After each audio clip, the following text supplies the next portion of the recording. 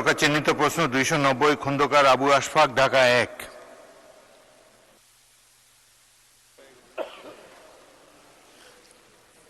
ধন্যবাদ মাননীয় স্পিকার। আমি সাংস্কৃতিক বিষয়ক মন্ত্রী মহোদয়ের দৃষ্টি আকর্ষণ করছি। বাংলাদেশ শিল্পকলা একাডেমি এদেশের সাংস্কৃতিক চর্চার কেন্দ্রীয় প্রতিষ্ঠান। দেশের প্রতিটি জেলায় এর শাখা রয়েছে এবং অধিকাংশ জেলায় নিজস্ব অডিটোরিয়াম ও মিলনায়তন আছে, যেখানে নাটক, সঙ্গীত ও সাংস্কৃতিক অনুষ্ঠান নিয়মিত অনুষ্ঠিত হয়।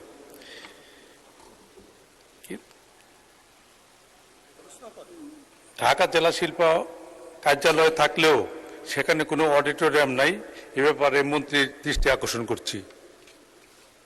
মাননীয় মন্ত্রী নিতাই রায় চৌধুরী।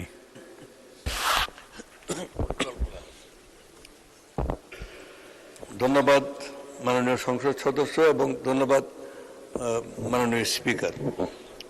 ঢাকার মিরপুরে ৭৫ শতক জমি বরাদ্দ পাওয়া গেছে।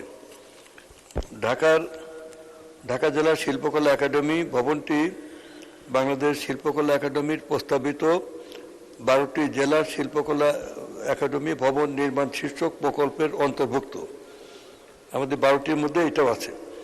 ইতোমধ্যে উক্ত নির্মাণ প্রকল্পের ডিপিপি চূড়ান্ত অনুমোদনের জন্য কার্যক্রম চলমান রয়েছে।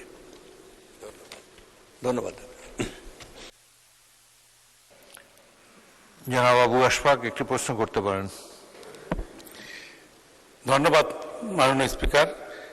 ঢাকা জেলাটি ঢাকা মহানগরের দুই পাশে অবস্থিত। এক পাশে দোহার, নবগঞ্জ, কেরানীগঞ্জ, অপর পাশে সাভার, ধামরাই।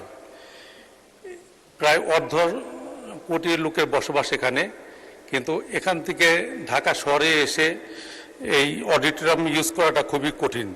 তাই ঢাকার দক্ষিণ পাশে একটি এবং উত্তর পাশে একটি, 2টি সাব অডিটোরিয়াম তৈরি করা যায় কিনা এই ব্যাপারে মন্ত্রীর দৃষ্টি আকর্ষণ করছি।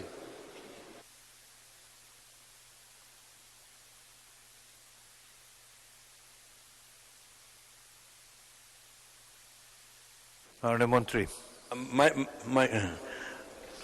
মাননীয় সংসদ সদস্য, আমাদের সিদ্ধান্ত রয়েছে যে বাংলাদেশের সমস্ত উপজেলাতেই আমরা শিল্পকলা একাডেমি এই বছর থেকে আমরা শুরু করব। এখন প্রাথমিক পর্যায়ে আমরা উপজেলা পরিষদের কমপ্লেক্সে এবং অধিকাংশ উপজেলা আরেকটি নতুন ভবন হয়েছে এবং পুরনো ভবনটা সেখানে রয়েছে।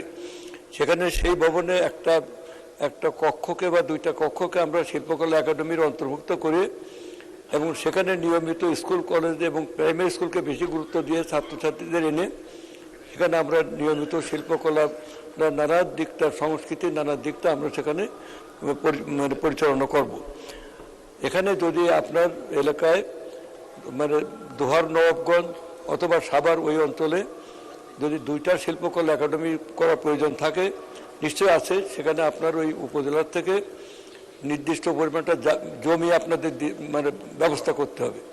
সেই জমিটা এমন হতে পারে খাস জমি, সেটা শিল্পকলার নামে রেজিস্ট্রি করতে হবে, অথবা সেখানে কেউ যদি জমি দান করে, সেই জমি দিলে আমরা আমাদের কার্যক্রম শুরু করব সামনের অর্থবছর থেকে, এই বছরের পরের অর্থবছর থেকে। এবছরে পরিচালনা করা হবে আপাতত যেখানে শিল্পকলা স্থাপনা নাই সেখানে উপজেলা পরিষদ থেকে। এভাবে আপনারা